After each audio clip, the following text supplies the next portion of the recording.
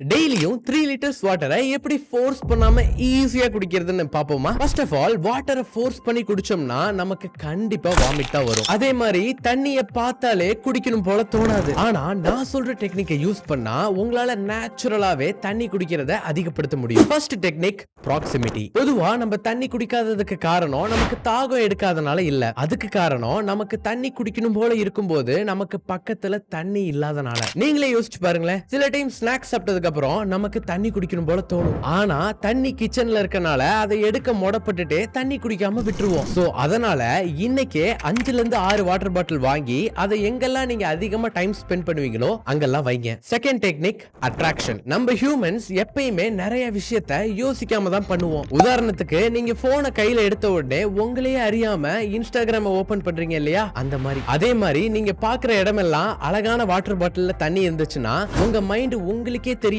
உங்களை அதிகமா தண்ணி குடிக்க வைக்கும். சும்மா போர் அடிக்கும் போதெல்லாம் உங்க கை ஆட்டோமேட்டிக்கா வாட்டர் பாட்டில் கிட்ட போகும். இந்த 2 டெக்னிக்கை ஃபாலோ பண்ணி மட்டுமே டெய்லியும் 2 லிட்டர்ஸுக்கும் கம்மியா தண்ணி குடிச்சிட்டு இருந்த எங்க அம்மா இப்போ 4 லிட்டர்ஸ் வரைக்கும் தண்ணி குடிக்கிறாங்க. போனஸ் டிப், நீங்க ஃப்ரூட்ஸை கட் பண்ணி 1 to 2 ஹவர்ஸ் வாட்டர்ல ஊற வச்சீங்கன்னா வாட்டரோட ஸ்மெல் அண்ட் டேஸ்ட் மாறும். இதனால உங்களுக்கு வாட்டர் குடிக்கிறது இன்னுமே ஈஸி ஆகும். அதே மாதிரி ஒன்ஸ் நீங்க வாட்டரை அதிகமா குடிச்சு பழகிட்டீங்கன்னா உங்களால வாட்டர் குடிக்காமலே இருக்க முடியாது. கிட்டத்தட்ட டெய்லியும் காலையில காஃபி குடிச்சு பழகிட்டு ஒரு நாள் திடீர்னு குடிக்கலனா ஒரு மாதிரி ஃபீல் ஆகும் இல்லையா, அப்படிதான். இந்த மாதிரி யூஸ்ஃபுல்லான பிராக்டிகல் டிப்ஸ் வேணும்னா ஃபாலோ பண்ணிக்கோங்க.